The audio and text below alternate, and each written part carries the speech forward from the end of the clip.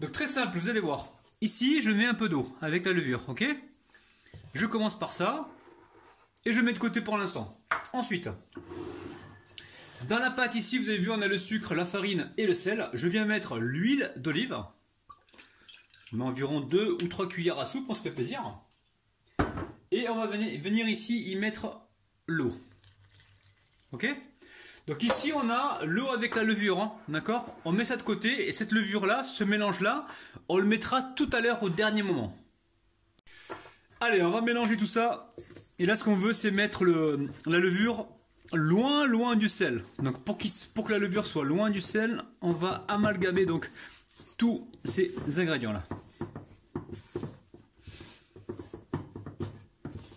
Alors après ça dépend de votre farine, des fois il faut rajouter 2 ou 3 cuillères à soupe d'eau hein, si besoin. Donc là pas forcément besoin, mais si c'est nécessaire n'hésitez pas à le faire, hein, d'accord? Allez, je vais récupérer ici une petite cuillère, je mélange correctement. Donc ce mélange là si vous voulez, vous pouvez le faire la veille, il n'y a pas de problème, vous pouvez le faire même 1 heure avant, 2 heures avant. Plus ça repose mieux c'est, ok? Donc là la levure est bien dissoute, on la verse directement dans la préparation et je vais battre ça donc au robot pendant environ 3 à 4 minutes, hein, ok? Allez, on part au robot, je débarrasse la cuillère.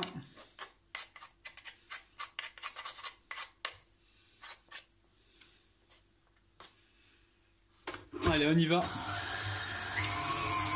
Allez, on va débarrasser la pâte, ça fait 3 minutes que ça pétrit, hein. Et on va la laisser reposer, il faut que ça double voire triple de volume, ok? On va se faire aujourd'hui des pizzas calzone à la poêle les amis, à la poêle bien sûr. Je sais que vous êtes nombreux à ne pas avoir de four. Et vous me réclamez tout le temps des recettes à la poêle, ok? Alors, allez on met une assiette par-dessus et on laisse tripler de volume. Alors vous allez voir, recette super facile comme d'habitude. Donc là je mets de l'huile dans la poêle, je viens ici déposer le poulet. Donc là j'ai 260 g de blanc de poulet, j'ai un oignon et 2 tiges d'oignon vert, ok? Alors on va venir saler, hein. On va mettre un petit peu de sel. Donc là c'est du sel de Guérande. On va mettre également le poivre. Donc là je mets du poivre. Donc le sel et le poivre ça reste bien selon vos goûts, hein. On est bien d'accord, hein. Ici je récupère une cuillère à café comme ça de paprika. Voilà. Et là on va cuire ça pendant environ allez 5-6 minutes.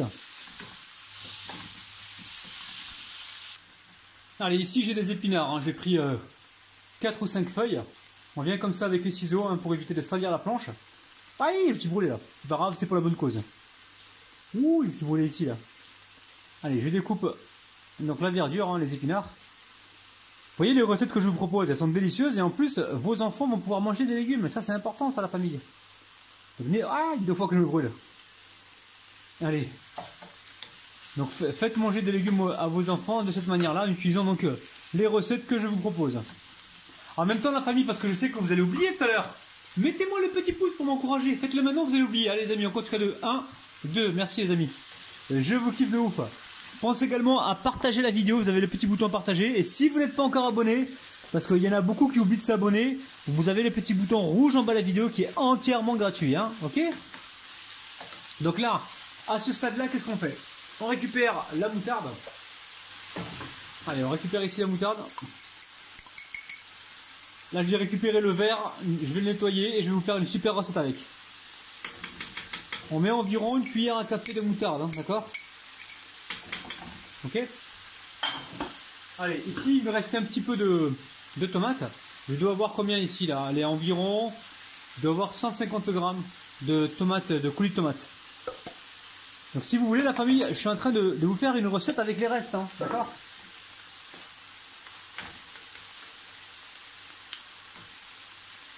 Allez, on mélange tout ça. On goûte au niveau du sel si on est satisfait et ensuite on va pouvoir passer à la suite. Là, il y a juste besoin de faire bouillir encore, on va dire 1 minute, hein, pour que la tomate se mélange bien aux autres éléments. Et je pense que ça sera bon ensuite. Vous pouvez mettre à partir de là de l'ail, vous pouvez mettre également comment dire, des épices. Vous mettez ce que vous voulez la famille, hein, d'accord? Donc nous, juste avant de couper, on va mettre du basilic. Alors, Alors ici j'ai du basilic, hein. On va mettre un petit peu. Alors j'ai du basilic frais au jardin. Dans le jardin il est en train de pousser. Hein. Une fois qu'il sera arrivé à maturité, je vais pouvoir l'utiliser. Donc là on met du basilic. Hein. Si on aime ça, on met 3 cuillères à soupe. On va venir comme ça mélanger. Alors la pâte elle a bien reposé, hein, vous voyez. Donc, je récupère un petit peu de farine. Je vais venir, hop là. Je vais venir dégazer la pâte. C'est tout simple la famille, tout simple. Aujourd'hui je fais une recette à la poêle là, justement pour aider ceux qui ont pas de four ou qui n'ont pas envie d'utiliser le four, d'utiliser donc leur poêle. Vous allez voir, recette de ouf. Donc la garniture elle est là. Hop là. Je vais régler ma caméra pour que vous voyez bien, ok.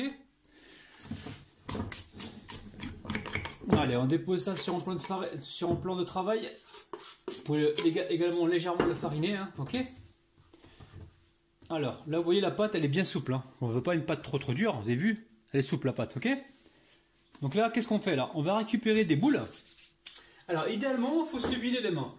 Donc là, qu'est-ce que je fais? Bon, je vais prendre un petit peu d'huile. Comme on fait le cuisson à la poêle, il vaut mieux travailler avec une pâte que l'on va légèrement graisser, hein, d'accord?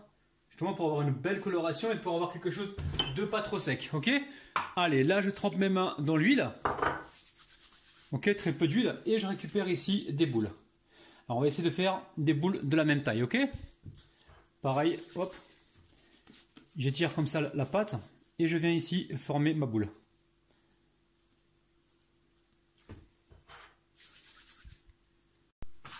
On enlève la farine. Ici, je rabats les extrémités vers l'intérieur. Et là, ce qu'on peut faire, c'est lisser sa boule pour avoir une belle boule. Voilà, la mettre de côté. Hop, hop, hop. Attention, ne mettez pas trop d'huile dans votre pâte, d'accord? Donc là maintenant, il s'agit de l'étaler un petit peu. Alors qu'est-ce qu'on fait là? Regardez, je récupère un peu de farine, très peu. Hein. Juste pour étaler notre pâte.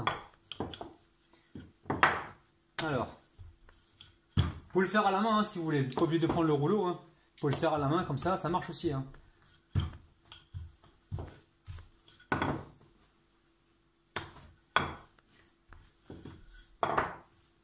Si vraiment vous voyez que ça accroche, vous remettez un peu de farine, d'accord?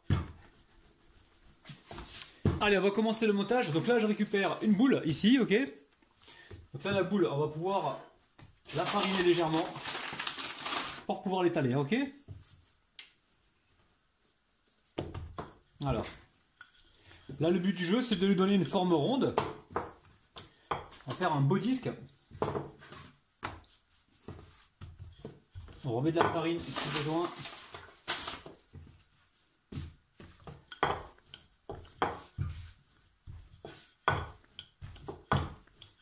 Alors, quand vous faites vos ronds comme ça, vous attendez 2 secondes, vous relevez votre pâte parce qu'elle se rétrécit à chaque fois. Donc là, ce qu'on veut, c'est vraiment qu'elle se rétrécisse pas. Donc pour pas qu'elle se rétrécisse, voilà, on va la soulever comme ça et on attend 2 secondes. Je vais continuer de l'étaler parce que la taille ne me correspond pas. Ok, donc là on est bien. Je soulève la pâte. Et une fois qu'elle ne rétrécit plus, on va pouvoir faire notre montage. Alors c'est très simple. Hein. Pour le montage, je récupère un petit peu de fromage râpé. Donc fromage râpé. Ok, donc attention aux bordures parce qu'il faut qu'on arrive à souder ici, hein, d'accord? Est-ce que vous voyez bien? Donc là, les bordures. Ensuite, je récupère ici alors la garniture. Et je viens comme ça en mettre. Ça sent très bon les amis. Je sais pas si vous sentez vous de votre côté. Moi de mon côté ici, ça sent vraiment super bon. Ok? Donc on laisse la place encore une fois pour la soudure. Hein. Une fois qu'on a fait ça, ici on va récupérer un peu de mozzarella. Vous la déchirez à la main, au ciseau, si vous faites comme vous voulez. Par contre, arrangez-vous pour pas que ce soit des trop gros morceaux. Hein, d'accord? Donc juste comme ça. Là on est bien. Une fois qu'on a fait ça, on met la poêle à chauffer. Votre poêlon, vous le mettez à chauffer, d'accord? Et on va les monter une par une. Et les cuire une par une, hein, ok? Alors, je vais mettre un petit peu d'eau pour souder la pâte. Donc, si vous les montez d'avance, après pour les attraper, vous allez les déformer. Et voilà, on n'aura pas le résultat souhaité, ok? Donc là, on met juste un petit peu d'eau pour souder. Hein. Je sais, je me répète les amis, mais j'ai vraiment envie que vous ne ratiez pas la recette, ok? Donc là, on fait un tour sur le plan de travail, on n'a rien oublié. Donc là, aujourd'hui, on fait des calzones poulet mozzarella. Après, si vous mettez un œuf, attention les amis, il faudra faire des pâtes plus grandes de façon à ce que l'œuf ne se barre pas. Si vous mettez un œuf dans des petits pâtons comme ça va se barrer dans tous les sens. Ok? Croyez-en ma petite expérience. Allez, je ramène la partie supérieure vers la partie inférieure, comme ça. Ici, j'appuie un petit peu, ok? Ensuite, je m'assure que ça se décolle bien, voilà. Je récupère ici la farine, je trempe ma fourchette dans la farine, et je viens souder donc les bords, ok? Vous pouvez faire la cuisson au four, hein, ceux qui veulent faire une cuisson au four et pas s'embêter à la poêle, c'est possible aussi, hein. Moi aujourd'hui, je pense à ceux qui n'ont pas de four et qui veulent faire la recette à la poêle, ok? Et je sais qu'en été, des fois, on n'a pas envie d'allumer le four parce que si on habite dans des pays où il fait super chaud, c'est pas évident, je comprends. Ok?